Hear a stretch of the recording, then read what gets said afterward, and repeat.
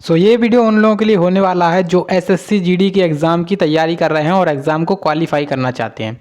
क्योंकि इस वीडियो में हम लोग डिस्कस करने वाले हैं आपके जो 2021 में जितने भी एग्ज़ाम हुआ था एसएससी जीडी का, जितने भी शिफ्ट्स में हुआ था, उन सभी शिफ्ट्स में आपके जो हिंदी के क्वेश्चंस पूछे गए थे, उन हिंदी के क्वेश्चंस की आज हम चर्चा करेंगे। तो यहाँ पे आपका टारगेट बस यही रहना चाहिए कि मतलब क्वेश्चन आपके रिपीट भी हो सकते हैं, तो आप लोग बस क्वेश्चन को देखिए कि किस तरीके से क्वेश्चन पूछे जाते हैं और आपके एग्जाम में किस तरीके क्वेश्चन आने वाले हैं, ठीक है। और कई बार क्वेश्चन रिपीट भी हो जाते हैं। चलिए शुरू करते हैं। और अगर आप लोग हमारे रीजनिंग के वीडियोज़ देखना चाहते हो, जो रीजनिंग का प्रैक्टिस सेट है आपके एग्जाम के लिए बहुत इंपॉर्टेंट है, तो उसको भी आप लोग देख सकते हो, चैनल पर वीडियोज़ चल रही हैं। चलिए शुरू करते हैं इसको। तो देखिए क्या क्या क्वेश्चन पूछे गए हैं। जो क्वेश्चन पूछे गए हैं डायरेक्ट आपकी आंसर जो की आती है उससे क्वेश्चन लिए गए हैं। यहाँ पे आपको कोई भी दो राय नहीं है। देखिए पहला क्वेश्चन ये है कि रिक्त स्थानों को भरने के लिए सबसे उपयुक्त विकल्प क्या है। तो देखिए जो एसएससी ने डायरेक्ट विकल्प यहाँ पे करेक्ट आंसर दिख रहा है आपको कि वेट।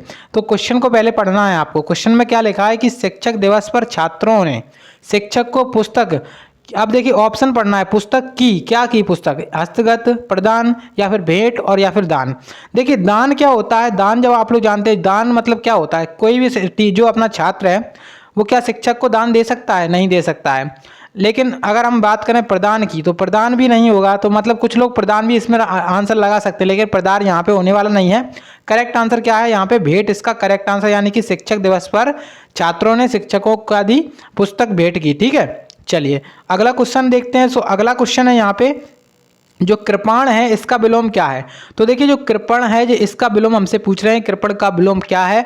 पहला ऑप्शन है कर्मठ, सेकंड ऑप्शन है कठोर, थर्ड ऑप्शन है सरल और फोर्थ ऑप्शन है दाता। तो देखिए जो कर्मठ जो कृपण है इसका विलोम क्या है, इसका विलोम है दाता, यानी कि जो दाता होता है इसका विलोम क्या है, कर्मठ, ठीक है। इसका जो विलोम है दाता, और दाते का विलोम क्या है, दाता का विलोम है कृपण, ठीक है। तो आप लोग इसको याद कर लीजिए, एग्जाम में क्वेश्चन बन सकता है कि कृपण का विलोम क्या है या फिर दाता का विलोम क्या है, तो आप लोग इसको एग्जाम में के लिए याद कर सकते हो, ठीक है। अगला क्वेश्चन देखते हैं और देखते हैं कि अगले क्वेश्चन में क्या क्या पूछा गया है, ठीक है। देखिए नेक्स्ट क्वेश्चन पूछा गया है, इसमें कह रहे हैं कि दिए गए शब्दों के अनेकार्थी जो समानार्थी शब्द का चयन करें। यहाँ पे आपको एक शब्द दिया गया है बाण, और बाण का एक समान शब्द मतलब होता है पर्यायवाची शब्द भी इसको बोल सकते हैं, समानार्थी शब्द, ठीक है। तो समानार्थी शब्द क्या है, बाण का समानार्थी शब्द है नाराच। जो नाराच होता है इसका समानार्थी शब्द है, ठीक है। याद कर लीजिए, इंपॉर्टेंट है, एग्जाम में क्वेश्चन बन सकता है, ठीक है। नेक्स्ट क्वेश्चन है और कह रहे हैं कि पंकज किसका पर्यायवाची है। देखिए पंकज क्या होता है, तो जो कमल होता है उसको कमल का फूल कहते हैं, कमल का फूल, और कमल का फूल मतलब पंकज कहते हैं उसको, ठीक है। तो इसका जो पर्यायवाची है पंकज का, किसका पर्यायवाची है, पंकज है कमल का पर्यायवाची, कमल इसका करेक्ट आंसर हो जाएगा, ठीक है। चलिए देखिए नेक्स्ट क्वेश्चन क्या पूछा गया था। नेक्स्ट क्वेश्चन में पूछ रहे हैं कि सही वर्तनी वाले शब्द को चयन करें। जो आपकी सही वर्तनी है उसको चयन करना है। देखिए आप देखिए हिंदी मतलब कुछ लोग गलत भी लिखते हैं, कुछ लोग क्योंकि हिंदी में कमज़ोर होते हैं, तो उन लोगों के लिए ये मतलब वर्तनी वाले शब्द दिए जाते हैं। यहाँ पे आपको एक जैसे लगेंगे कि स्थायित्व कैसे लिखा जाता है। तो स्थायित्व ऐसे लिखा जाता है, जो ऑप्शन नंबर आपका 4th है उसमें आपको सही सही दिख रहा है कि स्थायित्व जो है ना इस तरीके से लिखा जाता है, ठीक है। देखिए नेक्स्ट क्वेश्चन में पूछ रहे हैं कि खून का घूंट पीना इस मुहावरे का अर्थ क्या है। तो देखिए जो खून का घूंट पीना इस मुहावरे का अर्थ हमसे पूछा जा रहा है। इसका अर्थ क्या होता है, गुस्सा पच जाना, यानी कि मतलब आपको कहीं गुस्सा आ रहा है और आपको मतलब कहीं पे गुस्सा आ रहा है और आपको मतलब जैसे आप अपने पिताजी से डरते हो, ठीक है, और आप किसी को मारने जा रहे हो और आपके सामने आपके पिताजी खड़े हैं, तो आपको गुस्सा तो बहुत आ रहा है लेकिन आप कुछ कर नहीं पा रहे हो, ठीक है। तो उस समय क्या मतलब कहावत बनेगी, क्या मुहावरा बनेगा, खून का घूंट पी रहे हो, यानी कि गुस्सा पच रहा है, आप पच जाना मतलब आप लोग गुस्सा को बाहर नहीं निकाल पा रहे हो, ठीक है। चलिए देखिए नेक्स्ट क्वेश्चन पूछा गया है, इसमें कह रहे हैं कि दिए गए वाक्य में रेखांकित अंश को प्रतिस्थापित करने के लिए सबसे उपयुक्त विकल्प का चयन कीजिए। तो हिंदी में बहुत से लोग कंफ्यूजन में रहते हैं। तो देखिए यहाँ पे जो आपको एक शब्द दिया मतलब एक वाक्य दिया गया है, यहाँ पे क्या कहा गया है वाक्य में, तो वाक्य में कह रहे हैं कि मोहन के गए पर वह उठ बैठा। तो देखिए ये चीज़ गलत है, आपको सीधे सीधे दिख रही है। गए पर की जगह क्या होना चाहिए, मोहन के जाने पर, क्या होना चाहिए, मोहन के जाने पर। तो कोई भी आंसर लगा देगा मतलब इसका, तो ठीक है। तो इसका करेक्ट आंसर क्या हो जाएगा, ऑप्शन नंबर तीसरा वाला इसका करेक्ट आंसर हो जाएगा, ठीक है। देखिए नेक्स्ट क्वेश्चन में पूछ रहे हैं हमसे, इसमें जो रिक्त स्थान है इसके मतलब स्थान पे बताना है हमें कि इसके स्थान पे क्या आएगा। देखिए जो शिशु है, शिशु और अबोध होता है, तो बीच में आपको एक मतलब बताना है कि क्या आना चाहिए। ऑप्शन है आपके पास अल्पज्ञ, बहुज्ञ, अज्ञ या फिर भिज्ञ। देखिए जो शिशु है, शिशु भिज्ञ और अबोध होता है, तो यहाँ पे गलत हो जाएगा। उसके बाद देखेंगे हम कि अल्पज्ञ और अबोध होता है, तो ये भी गलत हो जाएगा। और जो शिशु बहुज्ञ और अबोध होता है, तो ये भी गलत हो जाएगा। मतलब तीनों ऑप्शन यहाँ पे इसके गलत हैं। केवल करेक्ट आंसर क्या है, अज्ञ। तो अज्ञ यहाँ पे इसका करेक्ट आंसर हो जाएगा। ठीक है, सो देखिए नेक्स्ट क्वेश्चन है, और नेक्स्ट क्वेश्चन में पूछ रहे हैं कि दिए गए वाक्य के लिए एक शब्द चुनिए।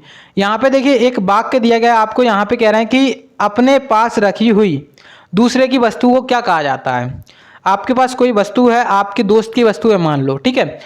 आपके पास कोई वस्तु रखी हुई है और वो आपके दोस्त की है, उस वस्तु को क्या कहा जाता है, तो उस वस्तु को कहा जाता है धरोहर।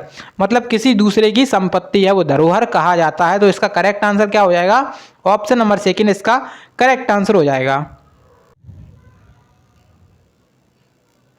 अब देखिए नेक्स्ट क्वेश्चन कह रहे हैं, नेक्स्ट में क्या कह रहे हैं कि दिए गए शब्द का विलोम बताइए। यहाँ पे एक शब्द दिया गया आपको जातीय, इसका विलोम बताना है कि इसका विलोम क्या होगा। तो सबसे पहला ऑप्शन है सजातीय, अजातीय, विजातीय या फिर प्रजातीय।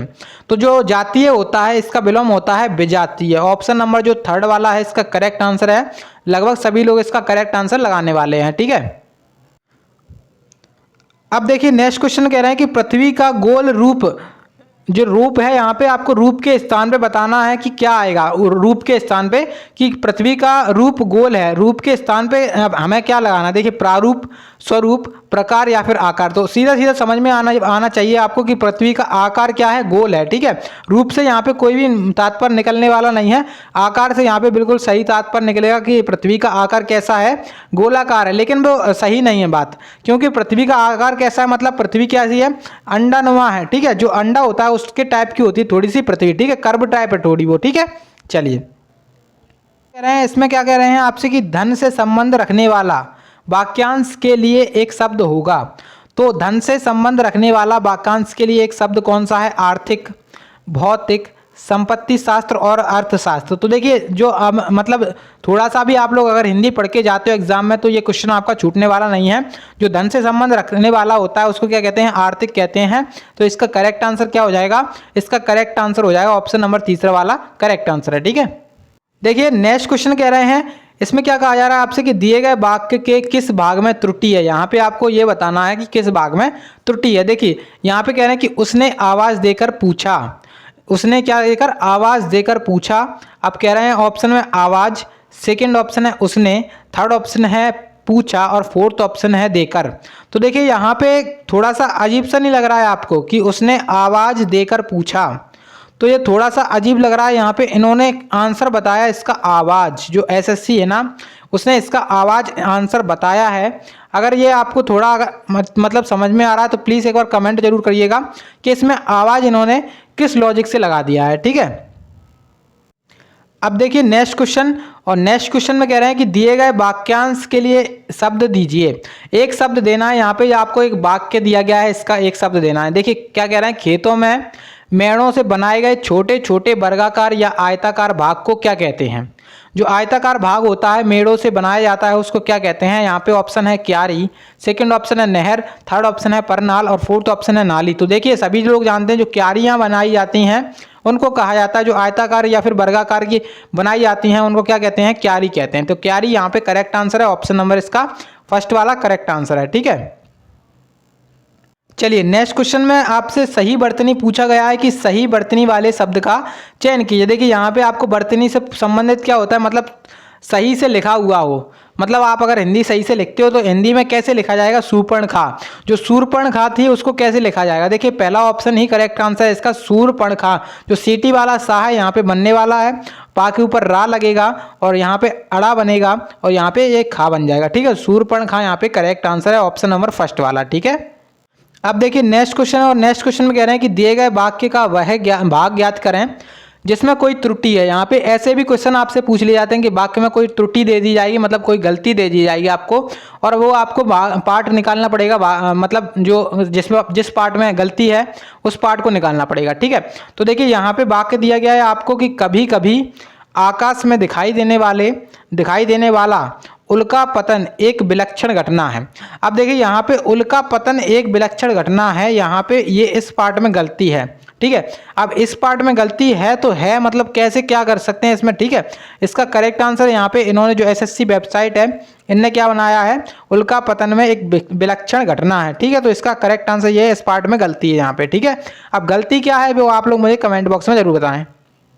अब देखिए यहाँ पे आपको एक क्वेश्चन ये दिया गया है कि यहाँ पे मतलब ये आपको एक वाक्य दिया गया है, इस वाक्य में आपको एक चीज़ बताने कि इसके कौन से पार्ट में, मतलब इसके पार्ट में जो है ना क्या चेंजेस किया जाए। यहाँ पे आपको डार्क शेडेड डार्क दिख रहा है, यहाँ पे अंडरलाइन दिख रहा है। ठीक है, इसमें क्या क्या चेंज कर सकते हैं। देखिए इस कार्य के विघ्न बनकर तुम आए हो। अब देखिए यहाँ पर इसमें क्या चेंजेस कर सकते हैं कि इस कार्य में, यहाँ पे जो के है उसके स्थान पे क्या कर सकते हैं हम, मैं कर सकते हैं, क्योंकि इस कार्य में विघ्न बनकर कौन आया है, तुम आए हो। ठीक है, तो इसका करेक्ट आंसर है जो ऑप्शन नंबर फर्स्ट वाला इसका करेक्ट आंसर है। ठीक है, अब देखिए नेक्स्ट क्वेश्चन है। देखिए अगर मुझे अच्छा रिस्पांस मिला, अगर आप लोगों ने अच्छा लाइक वगैरह किया इस वीडियो को, तो मैं और भी वीडियोस लेकर आ जाऊंगा आप लोगों के लिए, बस एक बार इसको लाइक जरूर कर देना। ठीक है, नेक्स्ट क्वेश्चन कह रहे हैं कि रिक्त स्थान को भरने के लिए सबसे उपयुक्त शब्द को ज्ञात कीजिए। यहाँ पे आपको रिक्त स्थान को भरने के लिए सबसे उपयुक्त शब्द बताना है। सफलता पाने के लिए कठोर परिश्रम लगता है, ये बात बिल्कुल सही है, कठोर परिश्रम या फिर श्रम। ठीक है, अब ऑप्शन के हिसाब से होगा वो, अगर यहाँ पे परिश्रम होता तो वो भी बात बिल्कुल सही हो जाती है, और श्रम है यहाँ पे तो वो भी बात बिल्कुल सही है, क्योंकि ऑप्शन आपके हैं एक आवागमन, एक अनुशासन और एक अध्ययन, तो ये चीज़ें तीनों गलत हैं। श्रम एक यहाँ पे बिल्कुल करेक्ट आंसर इसका होने वाला है। ठीक है, तो देखिए फिर से यहाँ पे एक क्वेश्चन आया है त्रुटि से संबंधित, मतलब इस वाक्य में कोई गलती है यहाँ पे और हमें वो गलती बतानी है। देखिए क्वेश्चन में कह रहे हैं कि महेश जी बता रहे थे कि उनका भतीजा अपने लक्ष्य पर नज़र रखते हैं। तो देखिए रखते हैं यहाँ पे संबंधित, मतलब रखते हैं यहाँ पे रखता होना चाहिए था, रखता। ठीक है, रखता है यहाँ पे, तो ये रखते जो गलत है ना, तो इस वाक्य में गलत हो जाएगी, यानी कि ऑप्शन तीसरा है अपने लक्ष्य पर नज़र रखते हैं, तो ये चीज़ गलत हो जाएगी यहाँ पे। ठीक है, तो ये चीज़ गलत है, नज़र रखते हैं ये भी गलत है, मतलब पूरा सेंटेंस यहाँ पे इतना ही गलत है। ठीक है, चलिए अब देखिए नेक्स्ट क्वेश्चन कह रहे हैं कि पसीना पसीना होना और मुहावरे का अर्थ क्या है। तो आपने अभी तक देखा होगा कि कम से कम 2 क्वेश्चन एक मुहावरे से आपके पूछे जा चुके हैं एक शिफ्ट में। ठीक है, तो पसीना पसीना होना मुहावरे का अर्थ क्या है, शर्मिंदा होना, तो ऑप्शन जो थर्ड वाला है वो इसका करेक्ट आंसर है। ठीक है, ठीक है, तो इसके बाद मतलब जो पहले मतलब 25 क्वेश्चन आते थे, अब ये आपके 20 क्वेश्चन। ठीक है, पहले 25 क्वेश्चन 25 नंबर के आते थे, अब 20 क्वेश्चन 40 नंबर के आएंगे। इसके बाद मतलब पहले क्या आता था, जो 20 क्वेश्चन थे वो आपके ग्रामर से आ जाते थे, उसके बाद आपके क्या आते थे 20 क्वेश्चन आपके ग्रामर से नहीं, मतलब हिंदी भाषा से संबंधित आते थे, जैसे आपके विलोम शब्द हो गए, मुहावरे वगैरह हो गया और त्रुटि निकालना हो गया, इससे संबंधित आ जाएंगे। 20 क्वेश्चन आपके पहले आते थे और 5 क्वेश्चन आपके आते थे गद्यांश और पद्यांश से, मतलब आपका गद्यांश एक दे दिया जाता था, एक पैराग्राफ दे दिया जाता था, उसमें बीच में विकल्प दे दिया, ब्लैंक दे दिए जाते थे और ब्लैंक में से आपको बताना होता था कि हमारा कौन सा मतलब किसमें कौन सा सही आंसर लगने वाला, तो 5 क्वेश्चन उसके हो जाते थे। तो इस तरीके से आपके 25 क्वेश्चन हो जाते थे। अब लेकिन इन्होंने 20 क्वेश्चन करे हैं, तो कहीं ना कहीं आपके मतलब शब्दों में अभी कमी होगी, जैसे आपके मुहावरे वगैरह उनमें भी कमी हो सकती है, या फिर आपका गद्यांश छोड़ देंगे, मतलब अब ये कुछ भी कर सकते हैं, आपको तो सब कुछ पढ़ना है। ठीक है, तो ये थी आज की वीडियो। अगर आप लोगों को वीडियो अच्छी लगी है तो एक बार लाइक जरूर करिएगा और कमेंट करके बताइए कि नेक्स्ट वीडियो लेकर आनी है या फिर नहीं आनी है। ठीक है, तो मैं 20 लाइक्स इस वीडियो का टारगेट रखता हूं, अगर आप लोग 20 लाइक इस वीडियो पर कर देते हो तो मैं नेक्स्ट वीडियो लेकर के आ जाऊंगा। ठीक है, चलिए मिलते हैं अगली वीडियो में, तब तक के लिए जय हिंद जय भारत।